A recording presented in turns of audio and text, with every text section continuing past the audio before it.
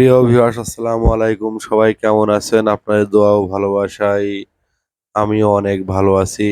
আবার একটা নতুন টিপের ভিডিও নিয়ে চলে আসলাম আপনাদের মাঝে। আমাদের আজকের টিপ হচ্ছে ঢাকা দিয়াবাড়িতে লোড হয়েছে পঞ্চগড় ভজনপুর থেকে। আমরা লোডের ভিডিও অনেক সময় দেখাতে পারি না, কারণ সেগুলো অবশ্যই আপনাদের আগেও অবগত করেছি যে লোড পয়েন্টে আমরা যেতে পারি না, ড্রাইভাররা বদলি ড্রাইভারদের পাঠায়, এই কারণে ভিডিওগুলো নিতে পারি না।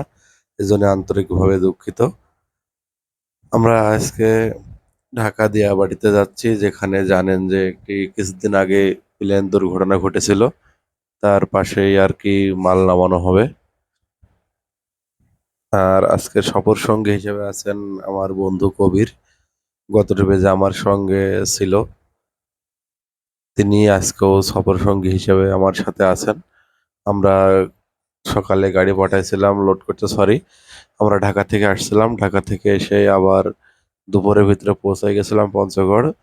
পৌঁছে আবার রাত্রে 10টা বাজে গাড়ি লোড হয়ে চলে এসছে। এরপরে আমরা পাম্পে তেল নিয়েছি, হিসাব করেছি, করে আনুষঙ্গিক কাজ যেগুলো ছিল ওগুলো সেরে আবার বিসমিল্লাহ সহিত রওনা দিয়েছি। রওনা দিয়ে এখন আছি আমরা সৈয়দপুরে। যেহেতু আজকে লেটে গাড়ি ছাড়া হয়েছে আর নীলফামারী ক্লিয়ার ছিল, এই কারণেই চলে আসছিলাম। এসে এখানে আমরা আজকে খাওয়া দাওয়া করবো, যেহেতু অনেক রাত হয়ে গেছে। এজন্য অন্যদিন আমরা ধাপের হাট কিংবা রংপুর খাওয়া দাওয়া করে থাকি, কিন্তু আজকে আমরা এখানে সৈয়দপুরে খাওয়া দাওয়া করবো। খাওয়া দাওয়া করে আবার বিসমিল্লাহ সহিত আমরা ওখান থেকে রওনা দিয়েছি, টায়ার ঠান্ডা করেছি, করে আবার আমরা সামনের দিকে এগোনোর জন্য রওনা দিয়েছি। এরপরে রাতে অনেকটা সময় কেটে গেছে, আমরা অনেক ভিডিও শট নিতে পারিনি।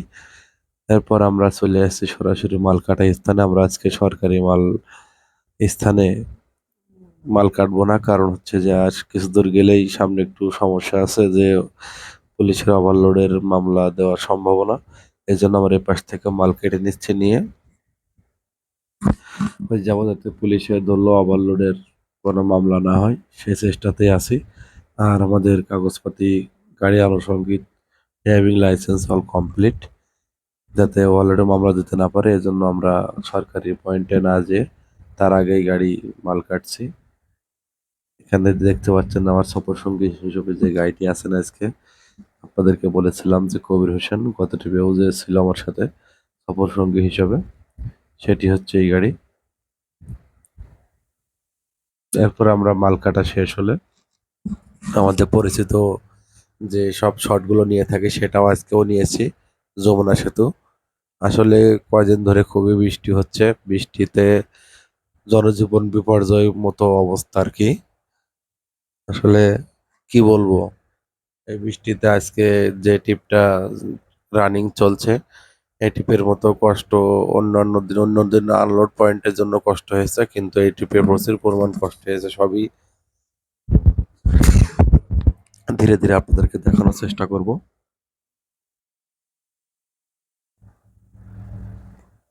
তোমরা শুধু রেল লাইন দেখতে পাচ্ছেন, আর পাশে যে রেল লাইনটি আছে এটা তো অনেক আগে বন্ধ হয়ে গেছে, এবং দূরে যেটা ওটা বর্তমান চালু আছে। আর যারা আমার চ্যানেলটাকে এখনো সাবস্ক্রাইব করেননি অবশ্যই সাবস্ক্রাইব করবেন। ভিডিওটি যদি ভালো লেগে থাকে অবশ্যই লাইক কমেন্ট শেয়ার করবেন। আর কে কোথা থেকে ভিডিওটি দেখছেন অবশ্যই আমাদের কমেন্টের মাধ্যমে জানাবেন। আর যারা নতুন হয়ে থাকেন তো অবশ্যই কমেন্টের মাধ্যমে জানাবেন। এরপরে আমরা যমুনা সেতু পার হয়ে যেখানে আবার গাড়ি লোড করব সেখানে চলে আসলাম। আসলে জায়গাটা হচ্ছে খুবই খারাপ এবং কষ্টদায়ক। এখানে ওপাশে বালুর ড্যাম্প আছে, বালুর ড্যাম্পের পানি এসে এখানে সম্পূর্ণ সবই ভরে যায়, যে আশেপাশে সবই কাদা হয়ে যায়, গেলে গাড়ির চাকা ফুটে যায় এবং লোড গাড়ি খুবই কষ্ট হয় এখান থেকে ঘোরাইতে। আমার পাশে একটি গাড়ি লোড হচ্ছে, ওই গাড়িটি সরে গেলে তারপরে আমরা আবার আমাদের গাড়িটি পয়েন্টে লাগাবো গাড়িটি লোড করার জন্য, যেহেতু এখানে জায়গা অনেক কম। দেখতে পাচ্ছেন এখানে বালুর ড্রাম, এরকম বালুর ড্রাম এখানে আশপাশে অনেক আছে, এগুলো হচ্ছে ফিল্ম বালু। এগুলো এখান থেকে ঢাকা যায় এবং আশপাশে সব দিকে এখান থেকে যায় আর কি। আর আমি আবারও বলছি, যারা আমার চ্যানেলটিকে সাবস্ক্রাইব করেন অবশ্যই সাবস্ক্রাইব করবেন, লাইক কমেন্ট শেয়ার করে পাশে থাকবেন, ভিডিওটি কেমন হয়েছে জানাবেন। এবং আবারও বলছি, আজকের আমাদের লোড হয়েছে পঞ্চগড় ভদনপুর থেকে এবং মাল যাবে ঢাকা দিয়াবাড়িতে। আমাদের গাড়িটি লোড হচ্ছে। এই যে এখানে যে দেখতে পাচ্ছেন যে কি অবস্থা, এর ভিতর দিয়েই গাড়ি লোড করে যেতে হবে। মনে হচ্ছে এখানে কাদার নদী।